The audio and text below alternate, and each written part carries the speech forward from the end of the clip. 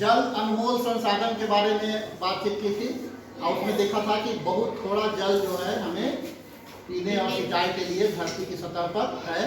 अधिकांश जल कैसा है? खारा जल है ना। उसके बाद जो जल है वो पर्वत शिखर पर है या ध्रुवों पर बर्फ के रूप में है ना। और बहुत कम जल जो है तो भूमि के अंदर और धरती के ऊपर है। धरती के ऊपर जो नदी झील में जो जल है उससे भी ज्यादा जल यहाँ है धरती के अंदर। एक बार हम लोग प्रतिशत के रूप में देखते हैं कि कितना जल कहाँ पर है ना।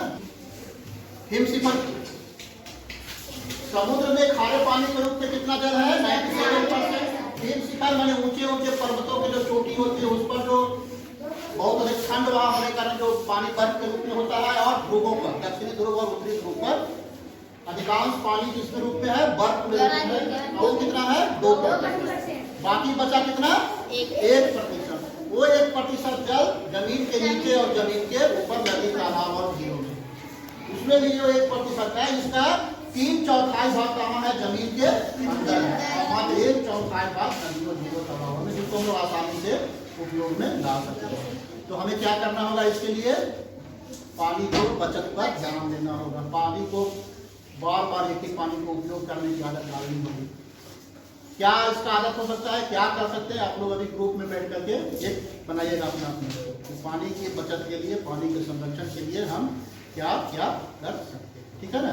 अभी हम लोग जानते हैं, आगे बढ़ते हैं कि जल कितने अवस्थाओं में पाए जाते हैं है ना। हम अभी बता रहे हैं कि हिम शिखर पर बर्फ के रूप में है ना। और धरती के नीचे जल के रूप में है, धरती के ऊपर जल के रूप में है। और पानी किस रूप में होता है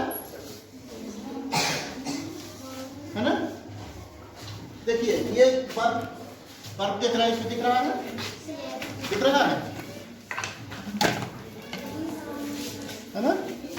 ये बर्फ दिख रहा है, ये बर्फ जमा हुआ है, पानी का एक रूप है बर्फ। अब इसको बाहर से क्या करते हैं? इसको अच्छी तरह से पोंछ देते हैं।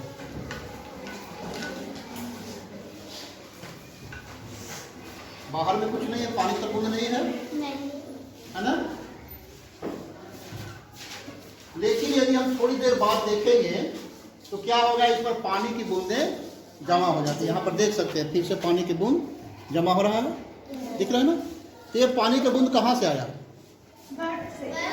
बर्फ से अंदर कैसे निकला? तो प्लास्टिक का ऐसे तो छिद्र नहीं है, बाहर पानी नहीं आएगा है ना। इसलिए पानी से बाहर कैसे आएगा? हम देखो ढक्कन भी लगा दिए, अंदर से पानी तो बाहर नहीं आएगा। ये बाहर में पानी का बूंद कहाँ से जम रहा है? इसको पोंछ देने के बाद भी इसको अच्छी तरह से पोंछ दे रहे हैं। ये सूख गया, कहीं पानी नहीं है अभी, है ना। लेकिन थोड़ी देर के बाद देखेंगे तो इसमें पानी की बूंदें फिर से आ जाती हैं। क्यों आ रही हैं? देखिए हवा के चारों, हवा में क्या होता है? ऑक्सीजन है, कार्बन डाइऑक्साइड है, ढेर सारी गैस है। उसके साथ साथ पानी भी है। किस रूप में? वाष्प के रूप में, जल वाष्प के रूप में। तो जल वाष्प जब ठंडा होता है, जल वाष्प कैसे बनता है? पानी को गर्म करते हैं तो जल वाष्प बनता है। लेकिन उसका जब उल्टा प्रक्रिया करेंगे, जल वाष्प को जब ठंडा करेंगे तो फिर क्या होगा? फिर से वो पानी बनेगा। तो ये बर्फ के कारण बाहर का ये बोतल ठंडा हो रहा है। ठंडा होने के कारण आसपास जो वायु में जल वाष्प है, वो जल वाष्प क्या हो रहा है? फिर से पानी के बूंद में इसमें जमा हो रहा है। तो हम लोग बर्फ जो पानी है 3 अवस्थाओं में पाया जाता है। इन 3 अवस्थाओं में पाया है, ठोस, द्रव और गैस। ठोस किस रूप में पाया जाता है? बर्फ के रूप में। द्रव जल और गैस जल वाष्प के रूप। ये 3 रूप में, 3 अवस्थाओं में जल की 3 अवस्थाएं होती है ना। जैसे मनुष्य की अवस्थाएं होती है बचपन, जवानी, बुढ़ापा। तो ये वापस फिर तो नहीं होती है। लेकिन जो जल की अवस्था है, जल से जलवाष्प बनेगा, जलवाष्प से फिर वापस जल बन सकेगा।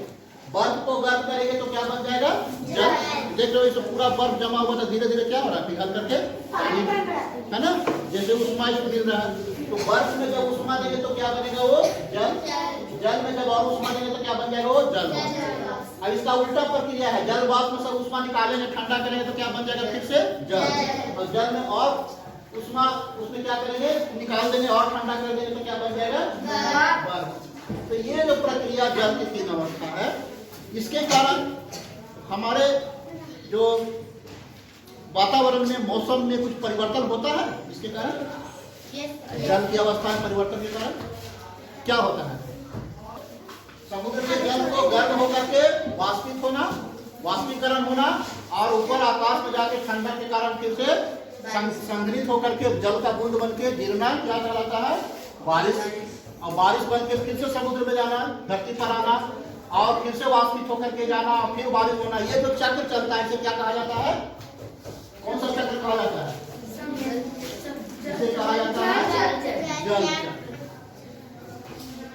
जल चक्र में क्या होता है, जिसे धरती पर जो जल है, समुद्र में, नदियों में, तालाबों में, वो जल क्या होता है, सूर्य की गर्मी से क्या होता है, वो वाष्पित होता है। वाष्पित होकर क्या होगा, वाष्प ऊपर उठता है, यहाँ पर क्या होता है, वाष्पन, और वाष्पन के बाद क्या होता है, ऊपर जाकर के ये संग्रहित हो जाता है, बादल बन जाता है, ढेर सारा वाष्प जमता है, क्या बन जाता है, बादल। अब ये बादल ऊपर क्योंकि ठंडा है, जितना ऊपर जाएंगे तो क्या होगा, ठंड बढ़ती जाती है। तो क्या होता है, ठंड के कारण फिर से जैसे यहाँ जल का बूंद बन रहा था, अभी देखो बना हुआ है, ये बढ़ गया जल का बूंद ढेर सारा, है ना। तो इस तरह से जल की बूंदें क्या होती है, वापस धरती पर बारिश के रूप में आ जाती है। ये हो गया वर्षा, यहाँ वाष्पन, ये क्या बना, बादल। ठीक है, बादल का क्या हुआ, संघनन हुआ। तो संघनन से क्या बना, पानी, और वाष्पन से क्या बना, बादल, वाष्प बना जल वाष्प। ये जल वाष्प ऊपर उठ रहा है, जल वाष्प संघनित होकर क्या बन गया, बादल। बादल ठंडा होकर संघनन के माध्यम से क्या बन गया, बारिश की बूंदें, और वर्षा के रूप में फिर से वापस ऊपर आ गया। ये जो चलता है, प्रक्रिया चलते रहता है, क्या कहलाता है, हमारा जल चक्र, है ना। वायु में और भी कैसे जाता है जल वाष्प, हम लोग जानते हैं कि पेड़ पौधे भी जल वाष्प को क्या करते हैं, वाष्पोत्सर्जन के द्वारा बाहर निकलते हैं। जो जमीन के अंदर से जड़ से जो जल को अवशोषित करते हैं, वो कहाँ जाता है, पत्तियों तक। पत्तियों में प्रकाश संश्लेषण होता है, कार्बोहाइड्रेट बनता है, ऑक्सीजन बनता है, जल का निर्माण होता है। जो एक्स्ट्रा जल हो जाता है, वो पत्ती क्या करते हैं, जलवाष्प के रूप में बाहर, वो जलवाष्प भी वायुमंडल में जाता है, बादल का रूप में, और फिर वापस आता है। वापस कहाँ जाता है, नदियों में, तालाबों में, ये सब होते होते कहाँ चला जाता है, समुद्र में, है ना। कुछ पानी पौधों द्वारा जल से अवशोषित कर दिया जाता है। तो ये तो चक्र जो है तो हमेशा चलता रहता है। इसीलिए धरती पर कुल जल की मात्रा में कोई अंतर नहीं होता। टोटल जल जो है तो 100% है तो रहेगा, है ना। ये हो सकता है कि ये कम हो जाए, ये कम हो जाए, भौम जल स्तर है तो कम हो जाए। धरती पर जो नदी, झील, तालाब पर जल है वो कम हो जाए तो कहाँ होगा, समुद्र वाला जल बढ़ जाए, यही ना हो। सब हिम शिखर पर जो जल है वो पिघलेगा तो कहाँ आएगा, समुद्र में आएगा, नदियों से होते हुए समुद्र का जल स्तर बढ़ेगा। तो ये हमारा जल का संतुलन बना रहे, इसीलिए हमें जल संरक्षण की आवश्यकता है। अब इसी को ध्यान में रखते हुए सरकार क्या पूरे विश्व में क्या जाता है, जल दिवस तो कब मनाते हैं, विश्व जल दिवस के रूप में हम लोग मनाते हैं।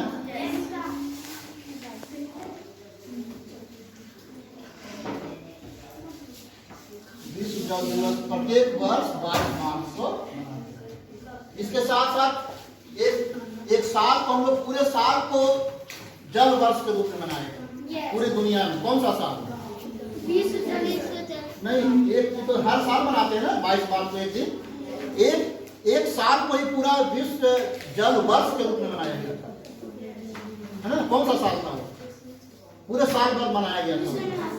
हाँ, 2003 ईस्वी को, 2003 को क्या मनाया था, विश्व जल दिवस। दिवस तो नाम हो गया, विश्व जल वर्ष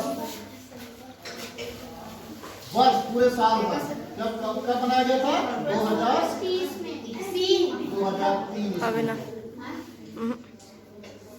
क्यों मनाया जाता है, ताकि लोग जागरूक हों, लोगों को पता चले कि जल हमारे लिए कितना अनमोल है और जल बचाना हमारे लिए कितना जरूरी है।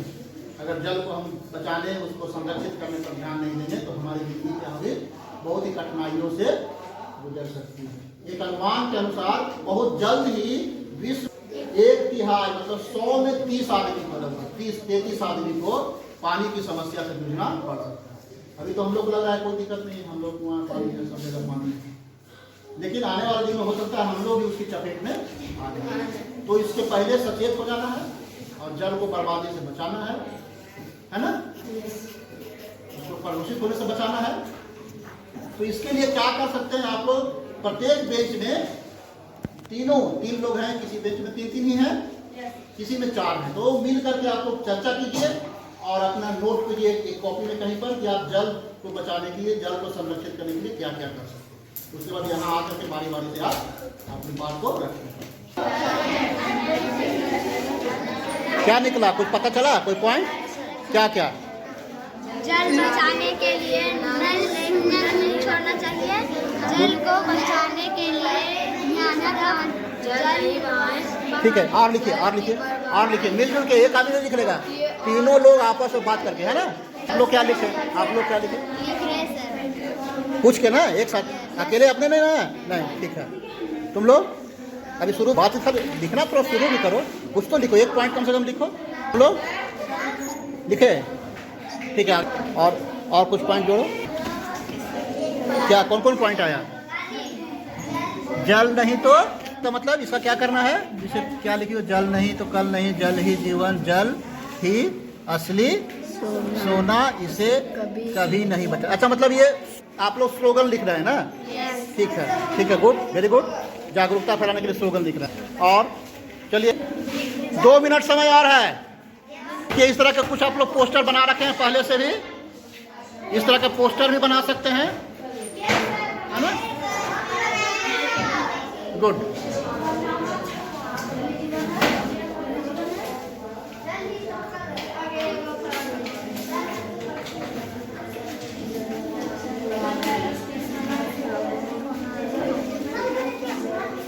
जल की बर्बादी रोकिए।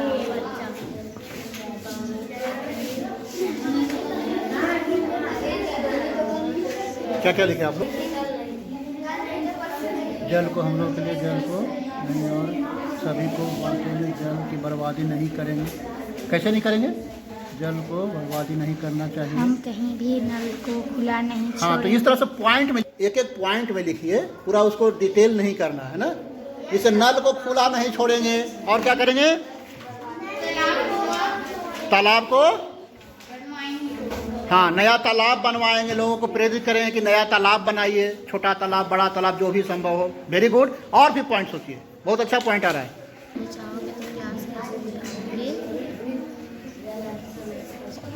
चलिए अब लिखना बंद कर देते हैं। आप सभी अपना अपना ग्रुप से बारी बारी से एक एक पॉइंट बताइएगा। खड़ा हो जाइए, हर ग्रुप से एक व्यक्ति खड़ा हो जाए और बताइए। चलिए बताना। हाँ, स्लोगन लिखेंगे ना, स्लोगन निर्माण। चलिए और दूसरा पॉइंट बोलिए। हम सबने खाना है, पानी को बचाना। हाँ, वो तो बाद में, कौन कौन स्लोगन बने सुनिए। तो स्लोगन निर्माण कीजिएगा। जल की बर्बादी रोकिए और जल बचाइए। इस ग्रुप से जल को हम नहीं बर्बाद करेंगे। नैना क्या बता रही है? माया। हाँ, माया। हाँ, माया बोलो। जल को हम नहीं बर्बाद करेंगे। कैसे नहीं बर्बाद करेंगे वो बताना है। जल को हम, नल को हम कभी भी खुला नहीं, हाँ, नल को खुला नहीं छोड़ेंगे। चलिए हो गया, एक पॉइंट हो गया। दूसरा पॉइंट, चलिए दूसरा ग्रुप।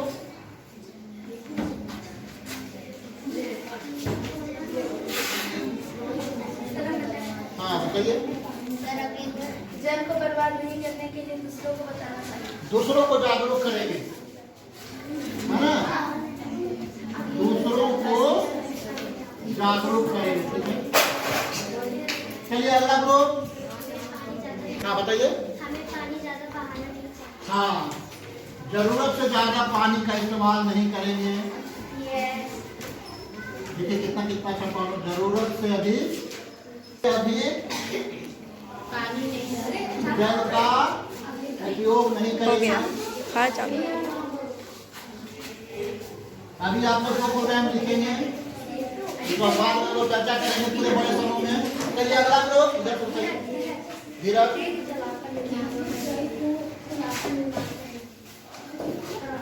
जल की बर्बादी रोकिए और जल बचाइए। स्लोगन लिखिएगा आप, ठीक है ना, नारा लिखिएगा।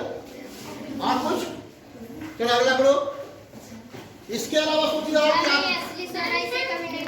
हाँ, ये तो क्या लिखेंगे बाद में हम लोग करेंगे, क्या क्या लिखेंगे। पहले नारा स्लोगन हो गया, उसके अलावा क्या कर सकते हैं। थोड़ा सा जल का उपयोग नहीं करेंगे और नए तालाब कुआं, हाँ नए तालाब का निर्माण करेंगे, कराएंगे। सही है। उससे क्या होगा, नए तालाब का निर्माण करने से पानी इकट्ठा होगा और पानी क्या होगा, धीरे धीरे पीने लायक होगा और धरती के अंदर जाएगा, तो भूमि का जो भौम जल स्तर है उसको ऊपर उठाएगा। ठीक है। और क्या करेंगे, बहुत अच्छा, हम पानी को जमा करके रखेंगे। और हाँ, तो पानी को जमा कैसे करेंगे, क्या कराएंगे, बताएंगे। एक आदमी पहले बोलिए, एक आदमी को। हाँ, जहाँ से पानी निकलता है वहाँ हम गड्ढा खोदेंगे और जल को मतलब जहाँ चापाकल हो गया, कुआं हो गया, उसके पास क्या करेंगे आप, सोख पिट बनाएंगे ना, पानी सोखने वाला, पानी सोखा बनाएंगे, पानी सोखा बनाएंगे। Very good. और क्या करेंगे बताइए। वर्षा के पानी, अगर बहुत ज्यादा पानी होता है, वर्षा जल को एक तो तालाब में इकट्ठा करेंगे और घर का जो पानी छत से गिर रहा है, एक पानी सोखा बनता है जो जमीन के अंदर सोखता है, एक टंकी बनता है जो पक्का टंकी होता है, उससे पानी को हम इकट्ठा कर सकते हैं, उसको मोटर लगा के खींच के फिर हम लोग उसको नहाने में यूज कर सकते हैं या कपड़ों में, सिंचाई में यूज कर सकते हैं। तो क्या करेंगे, वर्षा जल का संग्रह करेंगे, है ना, यही तो कहना चाह रहे हैं आप लोग। जल बर्बाद नहीं करेंगे, इसलिए जागरूक करेंगे।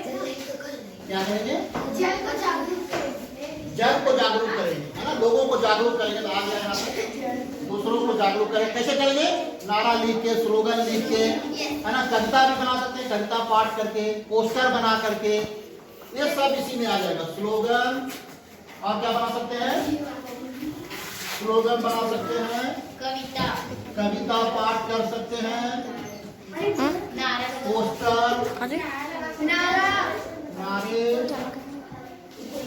अभिनय करके दिखला सकते हैं। जल से क्या बचाने से क्या फायदा है, क्या नुकसान है ना, अभिनय कर सकते हैं। ठीक है, ये तरीका बहुत अच्छा आप लोगों ने निकाला। तो इस तरह से हम क्या कर सकते हैं, जल की बर्बादी को रोक सकते हैं और अपनी धरती पर जो उपलब्ध जल है उसकी मात्रा को जो गिर रहा है, कम हो रहा है, उसको बनाए रख सकते हैं, ताकि हमारे साथ साथ हमारे आने वाले आगे की पीढ़ी को भी जल संकट से गुजरना। चलिए, बहुत बहुत धन्यवाद। अब आप लोगों ने जो इस ग्रुप में कहा है कि कविता स्लोगन लिखेंगे, अगले आप लोगों को 3 दिन का समय दिया जाता है, अगले शनिवार को, है ना, ये लिख करके लाएंगे। जिस ग्रुप में लिखा है कविता, हाँ, इस तरह का पोस्टर बना करके। ठीक है। दूसरा ग्रुप जो जागरूक करने की बात कर रहे हैं, तो अगल बगल अपने घर मोहल्ले में जो लोग देखते हैं उनकी लापरवाही थोड़ा पानी के प्रति है, उनको थोड़ा सा प्रेम से समझाएंगे, है ना, उनको थोड़ा दुख नहीं लगे कि हमसे छोटा होकर के हमको समझा रही है, उसको इस तरह से बताएंगे ताकि उनको बुरा भी नहीं लगे और उनकी आदत वो ठीक हो जाए। जरूरत से अधिक जल का उपयोग नहीं करेंगे, इसको ध्यान रखेंगे खुद भी। ठीक है, हम ब्रश कर रहे हैं तो ऐसा नहीं कि ब्रश कर रहे हैं और पानी गिर रहा है, इसको ध्यान रखेंगे। नए तालाब का निर्माण आप नहीं करा सकते हैं, आप अपने गांव के मुखिया जी से, है ना, वार्ड सदस्य से, जो गणमान्य लोग हैं, जिला परिषद सदस्य आप ही के गांव के हैं, प्रमुख आप ही के गांव के हैं, मुखिया जी आप ही के गांव के हैं, उन लोग से मिलकर आप बोल सकते हैं कि छोटे छोटे तालाब बनाइए, ज़्यादा बड़ा नहीं, छोटा तालाब बनाइए, है ना, ताकि जहाँ का पानी है वहीं, जिस मोहल्ला का पानी है वहीं रुके, जिस गांव का पानी है वहीं रुके, और उसी के जमीन के अंदर जाके उसका जल, भूमि के जल के स्तर को बढ़ाए। ठीक है, ये कर सकते हैं। पानी सोखा जरूर बनाइए अपना अपना चापाकल और कुआं के सामने में। 1 महीना का समय देते हैं या 2 महीना का समय, देखते हैं कौन कौन अपने चापाकल के सामने पानी सोखा बनवाने के लिए अपने गार्जियन को बना हुआ है, तो उसका फोटो खींच के ला के दिखलाइए। ठीक है। और 7वां वर्षा जल का संग्रह, जो कि पक्का टंकी बना करके बरसात के पानी को जमा करके गर्मियों में उसका, या बाद में जब बारिश कम होगी तो इसका भी नमूना बना करके ये आपका प्रोजेक्ट है। ठीक है, चलिए बहुत बहुत धन्यवाद सबको। फिर अगले दिन मिलते हैं हम लोग, और अगले दिन बात करेंगे जल के स्रोत क्या है, और जल बचाने के लिए जो काम बता रहे हैं, बहुत अच्छा काम। हमारे झारखंड के एक महापुरुष है, उनको जल पुरुष के नाम से मीडिया बुलाता है, और वहाँ के लोग उनको बाबा के नाम से बुलाते हैं, है ना। उनका नाम है सिमोन उराम। तो उनके बारे में डिटेल हम लोग बात करेंगे कि क्या उन्होंने किया, कि भारत सरकार ने उन्हें पद्मश्री से पुरस्कृत किया है। ठीक है ना। पद्मश्री क्या होता है, भारत देश का 4थे नंबर का सबसे बड़ा पुरस्कार है ना। 1 नंबर में भारत रत्न, दूसरे नंबर में पद्म विभूषण, तीसरे नंबर में पद्म भूषण, और चौथे नंबर में पद्मश्री। तो पद्मश्री पुरस्कार से नवाजा गया। बहुत अपने गांव में सैकड़ों तालाब बनवाए, डैम बनवाए, नहर निकाले, जंगल लगाए, है ना। तो इनके बारे में विस्तार से। ठीक है, बहुत बहुत धन्यवाद सबको।